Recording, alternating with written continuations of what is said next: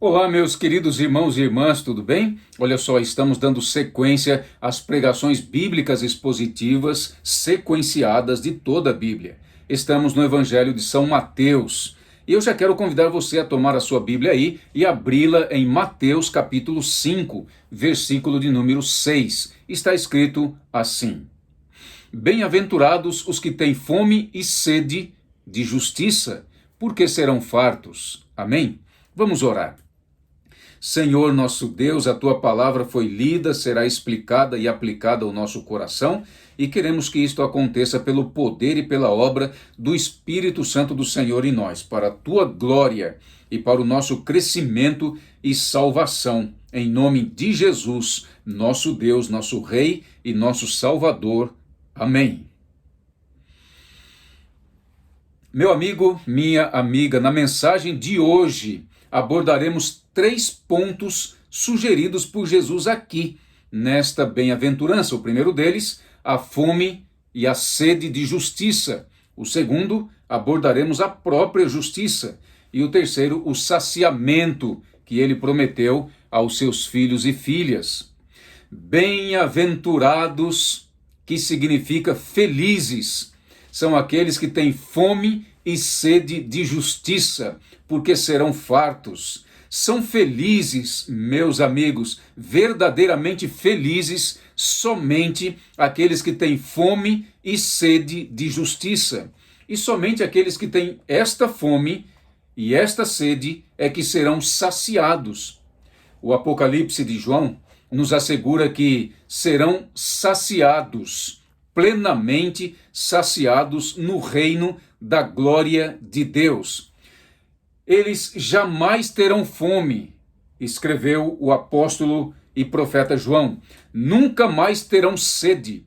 Não cairá sobre eles o sol, nem ardor algum, pois o Cordeiro de Deus, que se encontra no meio do trono, os apacentará e os guiará para as fontes da água da vida, e Deus lhes enxugará dos olhos toda lágrima. Apocalipse capítulo 7, de 13 a 17. Voltaremos a ele no finalzinho da nossa exposição. Meu amigo e minha amiga, a gente sabe, nós sabemos, que o mundo todo anda à procura da felicidade, não é verdade? Todos os seres humanos querem ser felizes. A busca pela felicidade é o motivo maior por trás de cada ação e ambição, trabalho, esforço e empreendimento humano. Tudo quanto os homens fazem tem por alvo a felicidade. Mas a grande tragédia do mundo é que, embora a humanidade se concentre tanto na busca pela felicidade, jamais consegue encontrá-la, como bem apontou o grande pregador do século passado, Dr. Martyn Lloyd-Jones. De acordo com o texto de hoje, é possível os filhos e as filhas de Deus experimentarem a felicidade ao sentirem fome e sede de justiça. E quando a injustiça for eliminada pela justiça divina, no juízo, e os novos céus e a nova terra forem estabelecidos, todos os filhos e filhas de Deus serão plenamente saciados e, portanto, viverão felizes para sempre, porque lá, no reino da glória de Deus, habitará somente a justiça. Mas o que é ter fome e sede de justiça? Para responder essa pergunta, precisamos entender o que é justiça e entender qual é o sentido pretendido por Cristo ao pronunciar essa bem-aventurança. Após entendermos o que significa justiça, passaremos a considerar a fome e a sede por ela, e por fim, nós consideraremos o saciamento prometido por Cristo aos seus seguidores. Em primeiríssimo lugar, temos que entender que quando a Bíblia trata da questão justiça, em qualquer de suas formas, está tratando da pessoa e da obra de Jesus em algum aspecto do seu todo, porque ele é o Senhor justiça nossa, como bem escreveu seus profetas, e o seu reino é o reino de justiça, e onde habita a verdadeira justiça. A palavra grega de kaiosine, traduzida para justiça, significa costume, uso, o correto. É referência a uma pessoa correta segundo o costume. No Novo Testamento, essa palavra é usada no sentido de correto, de acordo com os princípios do reino do céu. Entre os gregos, a justiça consistia em uma pessoa viver de acordo com os costumes aceitos pela sociedade. Para eles, uma pessoa justa era aquela pessoa que vivia segundo os seus costumes e segundo as suas tradições. Já para os judeus, justiça era uma questão de viver como a lei exige e como era interpretada pela tradição judaica. Mas para os seguidores de Cristo, na Bíblia, a justiça tinha um sentido mais amplo. Em vez de viver segundo a própria justiça diante de Deus para receber seu perdão e salvação, os cristãos se submetiam à justiça que vem de Deus, ou seja, submetiam-se a Cristo, entendendo que ele era o único que podia justificá-los diante de Deus. Pela fé em Cristo, os filhos de Deus recebem o perdão dos seus pecados e em seguida são chamados a viver uma vida de santidade diante de Deus e diante dos homens na sociedade. E por fim, vem a glorificação com a eliminação da presença do pecado na natureza humana e no mundo todo. Vamos ampliar esse entendimento. Os seres humanos que por natureza são injustos e cometem todo tipo de injustiça, ao conhecer a Cristo por meio do seu evangelho e o aceitar como seu Senhor e Salvador, são perdoados por ele. O Cristo justo, que não tem pecado, veste-os com a sua justiça, ou seja, perdoa-os totalmente e os apresenta como pessoas justas diante de Deus, o Pai, que olha para eles por meio de Cristo, o justo. A partir desse momento, inicia-se a caminhada de crescimento na salvação por meio da comunhão espiritual, processo que se dá através da oração, da leitura da Bíblia, da meditação e da obediência à santa lei de Deus.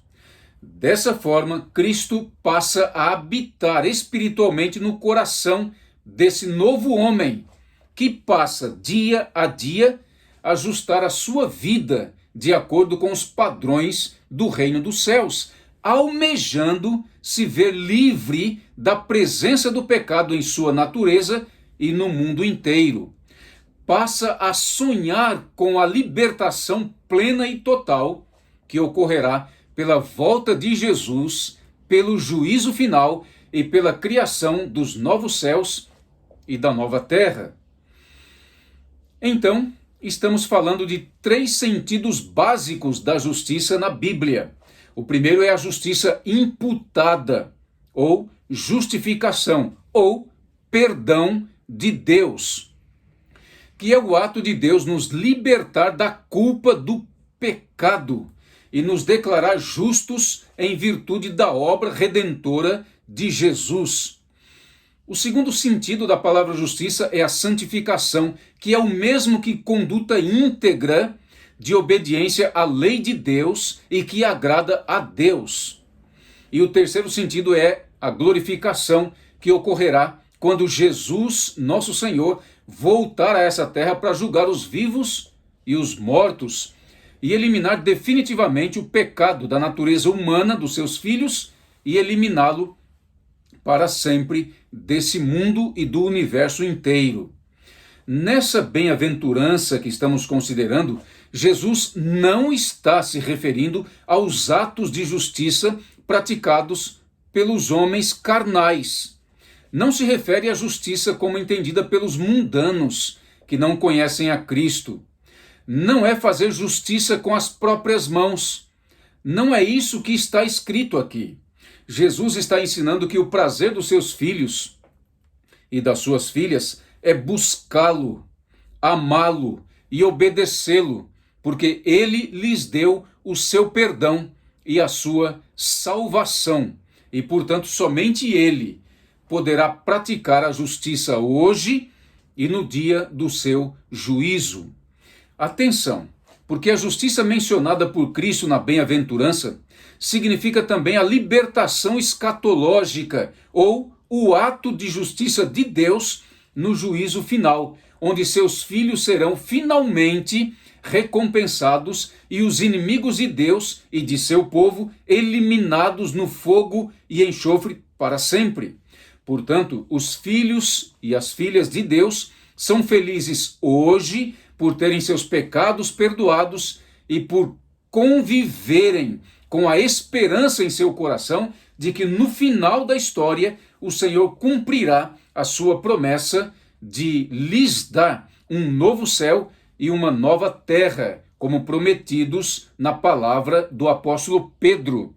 Nós, porém, segundo a sua promessa, esperamos novos céus e nova terra, nos quais habita a justiça. Jesus está nos ensinando por meio dessa bem-aventurança a ideia de justificação, de santificação e de libertação do pecado. Libertação que ocorre por meio do perdão, logo que o pecador o recebe a Cristo como seu Senhor e Salvador. E libertação definitiva e final da existência do pecado na natureza humana e no mundo. Portanto, meu amigo, sentir fome e sede de justiça é o mesmo que sentir fome de Jesus, que resulta automaticamente em fome e sede de perdão e de salvação eterna. Um dos primeiros sinais, indiscutivelmente, de vida de um bebê normal é a fome física. Fazendo uma analogia, aquele que verdadeiramente nasceu de novo pelo poder do Espírito Santo de Deus sentirá fome e sede de justiça, o que nas Escrituras Sagradas frequentemente significa salvação. Para estes é dada a promessa: eles serão fartos. A palavra grega chartazo, traduzida para farto, significa relva. E o quadro que podemos olhar é o de gados se alimentando e ficando satisfeitos. No sentido espiritual, Deus, somente Deus, é capaz de preencher totalmente o coração vazio dos seus filhos famintos. E ele o faz com a felicidade, com a alegria de sua salvação hoje, pela certeza do seu perdão e pela certeza de sua salvação futura no retorno de Jesus e no juízo e também na implementação dos novos céus e da nova terra. Esta fome e sede de justiça anunciada por Cristo revela o desejo mais íntimo do coração humano pela presença de Deus. Especificamente, revela o desejo do coração dos filhos e das filhas de Deus pela presença de Deus. Os filhos de Corá, por exemplo, clamaram da seguinte maneira: a minha alma tem sede de Deus, tem sede do Deus vivo, Salmo 42 e Salmo 63. Ou seja, os filhos e filhas de Deus têm a necessidade da presença de Deus continuamente em seu coração. Esta fome e sede de justiça é também a necessidade diária de ter a palavra de Deus no coração, pois chegará um tempo em que haverá fome e sede de justiça, ou seja, sede da palavra de Deus, como está escrito em Amós: eis que vem dias, diz o Senhor Deus, em que enviarei fome sobre a terra, não de pão, nem sede de água, mas de ouvir a palavra do Senhor. Amós capítulo 8. Vamos ampliar mais o conceito bíblico de justiça apontado por Cristo nesta bem-aventurança. Ter fome e sede de justiça significa desejar ser livre do pecado. Isto mesmo, porque o pecado nos separa, meu amigo, de Deus. De certo ângulo positivo, é o desejo de estar bem com Deus, o Todo-Poderoso. Esse desejo também envolve o anseio de se estar livre do domínio do pecado. As 3 bem-aventuranças anteriores nos ensinaram a sermos humildes de espírito, que é o mesmo que pobres de espírito, ou seja, fala daquele que necessita de Cristo para a salvação eterna. Elas, as bem-aventuranças, nos ensinaram também que os filhos de Deus choram um choro diferente, um choro espiritual pelos seus pecados e pelos pecados do mundo. Eles serão consolados. A terceira bem-aventurança ensinou-nos que a consequência natural de viver uma vida em íntima comunhão espiritual com Deus por meio de Cristo produz mansidão e resulta em salvação eterna, pois os mansos herdarão a terra. Agora estamos galgando um patamar superior. A quarta bem-aventurança que estamos considerando aqui reúne as 3 anteriores e nos conduz a um desejo maior, muito maior, o desejo de libertação do poder e da presença do pecado.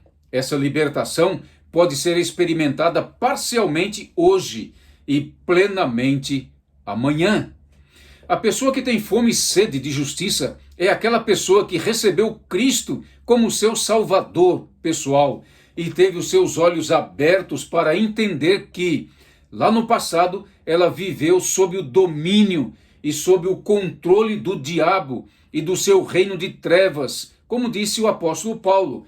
Essa pessoa vivia segundo o príncipe da potestade do ar, do espírito que agora atua nos filhos da desobediência. Efésios capítulo 2. A pessoa que teve os olhos abertos notou que o Deus deste mundo lhe havia cegado os olhos a respeito de várias realidades e agora anseia por libertação dessas algemas. Deseja ser livre, definitivamente livre desse poder que puxa para baixo o filho e a filha de Deus. Tal pessoa deseja ser libertada do poder, da tirania e da servidão do pecado. O conceito de justiça é ainda mais amplo do que isto que estou dizendo para vocês. Esse conceito indica o desejo do homem de ser livre do próprio desejo de pecar. O homem que tem fome e sede de justiça é o homem que deseja ver-se redimido de todo o desejo de pecar, não apenas em atos externos, mas também em atos internos, dentro do próprio íntimo. Em outras palavras, tal indivíduo anela, anseia pela libertação da natureza pecaminosa, da mancha, da nódoa maligna que está em sua natureza. O pecado é algo que polui a própria essência de nosso ser e de nossa natureza. Aquele e aquela que é bem-aventurado é aquele que deseja se ver livre, definitivamente livre de todas essas coisas. Resumindo, o sentido de justiça almejado pelos filhos de Deus é quando seus filhos desejam se ver livres do próprio eu em todas as suas horríveis manifestações. Em sentido positivo, ter fome e sede de justiça não é outra coisa senão o desejo do homem de ser santo. O homem que tem fome e sede de justiça é o homem que deseja ser um exemplo vivo nessa terra das bem-aventuranças, em seu viver diário.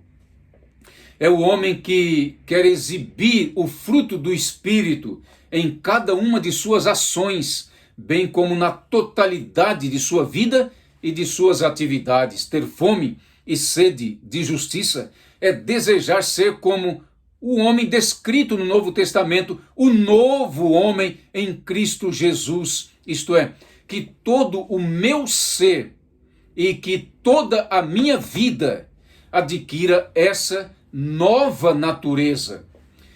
Indo um pouco mais além, significa que o supremo desejo na vida de uma pessoa é conhecer a Deus e desfrutar de companheirismo com Ele, andando com Ele, com o Pai, o Filho e o Espírito Santo, em plena luz, como pregou o apóstolo João.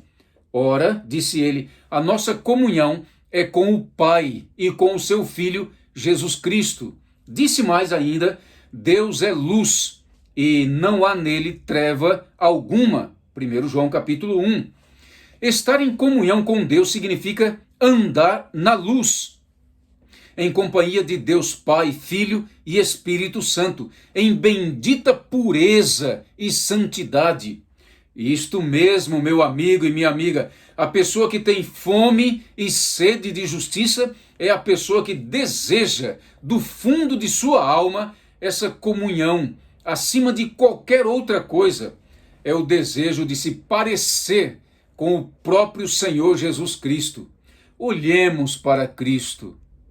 Meus irmãos, olhemos para Cristo o tempo todo. Olhemos para Ele nos 4 evangelhos. Olhemos para Ele quando andou neste mundo sob forma humana. Olhemos para Cristo em sua obediência à santa lei de Deus.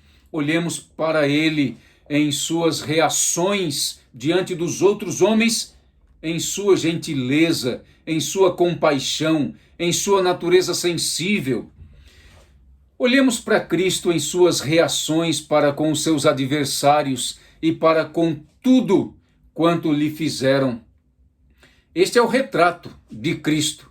E você e eu, de acordo com a doutrina cristã, temos que nascer de novo e sermos moldados de acordo com aquele padrão, aquela imagem de Cristo colocada nas Santas Escrituras, no Evangelho.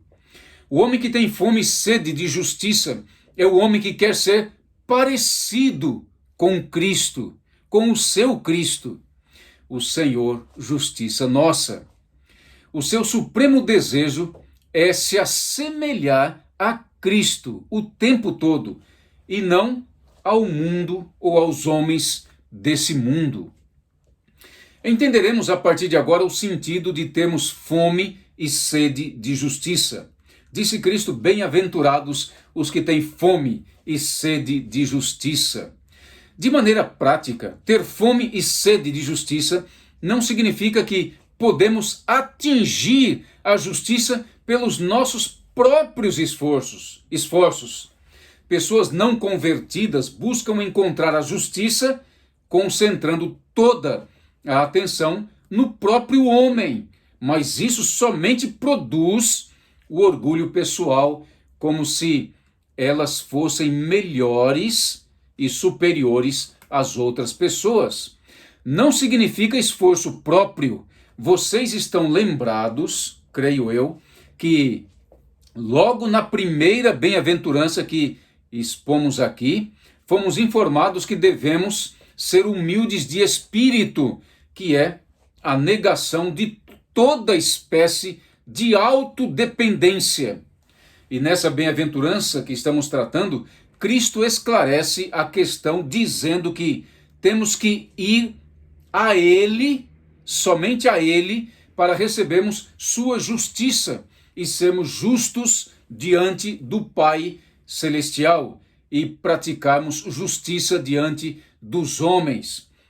Disse Cristo que aquele que vem a mim, de modo nenhum o lançarei fora. Está escrito em João capítulo 6.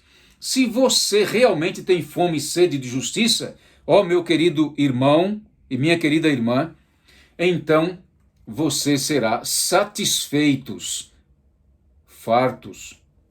Atenção, analise bem o seu coração e verifique se a sua fome e sede é realmente de justiça ou se é de alguma bênção material, se você está indo a Ele somente para buscar bênçãos materiais, deixando de lado o interesse pela justiça divina, a sua motivação não está correta.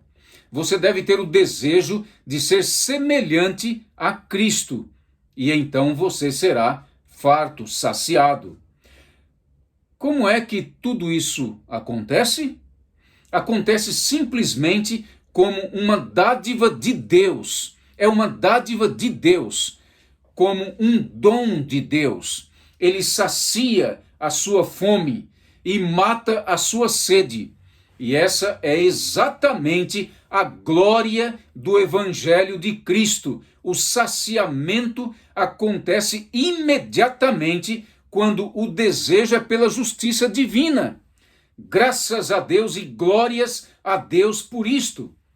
Serão fartos todos aqueles que o buscarem e serão fartos sem demora. No momento em que desejamos a justiça de Deus, somos justificados em Cristo, devido à perfeição de Cristo. Ele remove a barreira do pecado e da culpa que se erguia entre nós e Deus. Se você realmente confia no Senhor Jesus Cristo, se você crê que Ele morreu naquela cruz por sua causa e você o aceitou pedindo-lhe perdão, então você foi perdoado. Você não tem mais necessidade de ficar pedindo perdão o tempo todo. Ele já te perdoou. Cumpre-lhe agora agradecer a Deus por isso, pela justiça de Cristo que lhe foi doada a você. É lógico que quando você cometer algum deslize, algum pecado, alguma transgressão, você vai a Deus em nome de Cristo e arrependido, confessando o seu pecado, Ele perdoa você imediatamente. Desse momento em diante, Deus estará olhando para você através da perfeição de Cristo e não mais enxerga o seu pecado.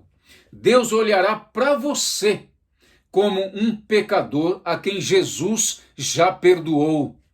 O crente é o homem que sabe que seus pecados foram perdoados. Não pode ser alguém que ainda busca o perdão. Já foi perdoado, já foi gratuitamente justificado em Cristo, devido à graça soberana de Deus. Nesse momento, ele é considerado justo na presença de Deus Pai. Amém. Esse, meu amigo, é um processo contínuo até que o Filho e a Filha de Deus sejam totalmente saciados. Jesus disse, serão saciados. A partir do momento que o Filho e a Filha de Deus é perdoado, justificado e vai vivendo em comunhão espiritual com Deus e com seu Filho Jesus Cristo, o Espírito Santo, o Consolador Eterno, vai operando poderosamente em seu coração a libertação do pecado. A partir do momento que o Filho de Deus, a Filha de Deus é perdoado, justificado, o Espírito Santo intensifica sua obra no coração do Filho e dessa Filha de Deus para livrá-lo do poder e da mancha do pecado. Precisamos ter fome e sede dessa libertação, a fim de sermos soltos desse poder e livres dessa mancha daninha e diabólica que temos em nossa natureza. Se tivermos fome e sede desse livramento pleno, sem dúvida nenhuma, haveremos de obtê-lo. O Espírito Santo de Deus operará em nós, tanto o querer como o realizar segundo a sua boa vontade, escreveu Paulo aos irmãos de Filipos, capítulo 2 da carta aos Filipenses. O processo prático é o seguinte: Cristo passa a morar espiritualmente em nós, e na medida em que Ele estiver vivendo em nosso coração, seremos libertados gradativamente do poder do pecado e da sua mancha em nossa natureza. Você e eu seremos capacitados a sermos mais que vencedores sobre qualquer tentação do mal. E essa capacitação de Cristo a nós é imediata e diariamente, à medida que vivemos em comunhão com Ele. O diabo não terá mais autoridade sobre nós e fugirá de nós. Resistiremos ao diabo pelo poder de Cristo que opera em nós. Assim, Cristo morando em nós, Ele vai nos fortalecendo diariamente contra o poder e a mancha do pecado. Ele vai saciando a nossa fome por libertação plena desse mal, até que finalmente, em sua volta gloriosa, nos libertará plenamente da mancha do pecado em nossa natureza, eliminando o pecado em todas as suas manifestações e raízes, e glorificando todo o nosso ser, e nos tornando finalmente semelhantes a Ele, com um corpo glorioso como o seu. Aleluia! A Bíblia afirma, meu querido irmão e minha querida irmã, que esse dia se aproxima. Aproxima-se o dia em que todos quantos estão em Cristo e a Ele pertencem, se colocarão na presença de Deus, como indivíduos sem culpa, sem defeito, sem mancha e sem ruga. Todas as falhas terão desaparecidas. Ficará um homem novo, uma mulher nova, perfeitos, dotados de um corpo perfeito. Jesus transformará o nosso corpo de humilhação para ser igual ao corpo de sua glória. Filipenses capítulo 3. Haveremos de estar em pé na presença de Deus, absolutamente perfeitos de corpo, alma e espírito. O homem inteiro revestido de uma justiça perfeita, completa e plena, a qual haveremos de receber do nosso Senhor Jesus Cristo. Bem-aventurados os que têm fome e sede de justiça, porque serão fartos.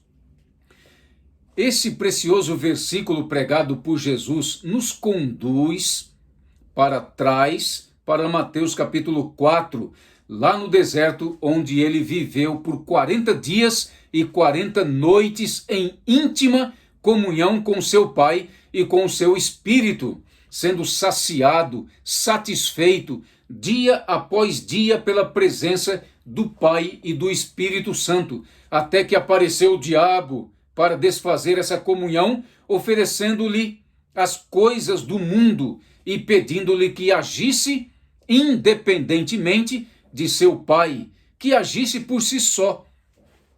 Mas Jesus venceu todas as tentações do diabo pelo poder de sua comunhão, e no final sua fome física foi saciada quando anjos de sua glória vieram do céu e lhe deram comida lá no deserto. Esta cena prefigurou, meu amigo, o grande dia do banquete celestial da Igreja de Cristo em seu reino de glória. Bem-aventurados os que têm fome e sede de justiça, porque serão fartos. Este precioso versículo também nos leva para uma cena posterior registrada em Mateus capítulo 14, de 13 a 21. Neste episódio, ao Jesus receber a notícia da morte de João Batista, seu primo e pregador da justiça, morto pelo rei Herodes, Cristo se retirou para um lugar deserto, para ficar a só com o Pai em comunhão espiritual íntima com ele. Mas as multidões famintas por libertação, por cura, lhe seguiram, e ele, sentindo compaixão por elas, as curou a todas. Em seguida, multiplicou os pães e os peixes e convidou a todos para um grande banquete naquele deserto, onde alegremente foram saciadas fisicamente. Todos comeram e se fartaram, está escrito na palavra do Senhor.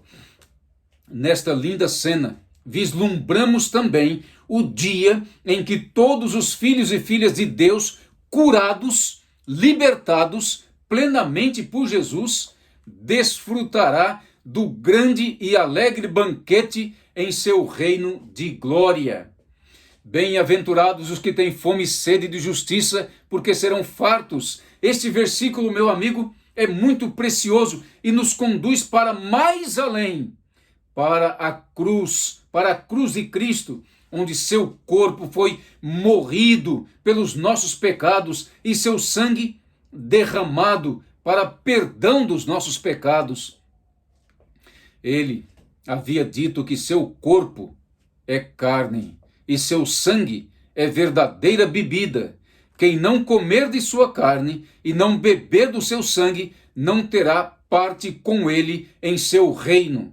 É, portanto, necessário comermos a sua carne e bebermos o seu sangue. E isso ocorre espiritualmente quando o aceitamos como nosso único e suficientemente Salvador, quando passamos a viver com ele em comunhão, e ocorre ainda mais acentuadamente pelo simbolismo da ceia instituída por ele.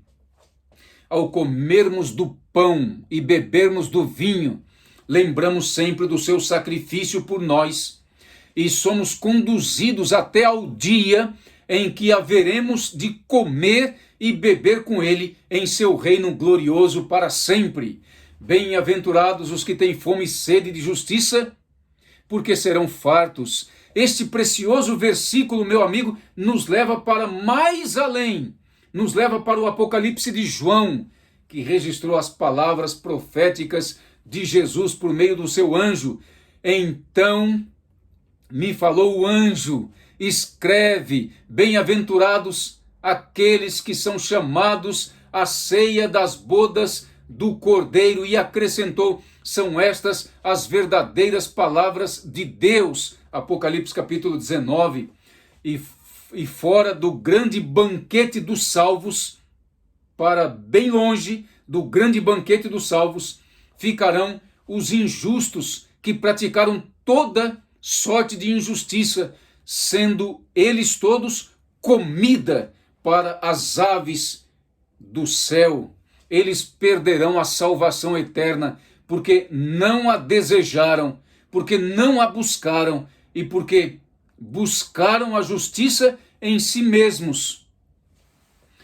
A felicidade que os filhos de Deus experimentam agora, por serem justificados por Deus, apenas estimula seu apetite pelo reino de Deus, onde serão plenamente satisfeitos e saciados para sempre.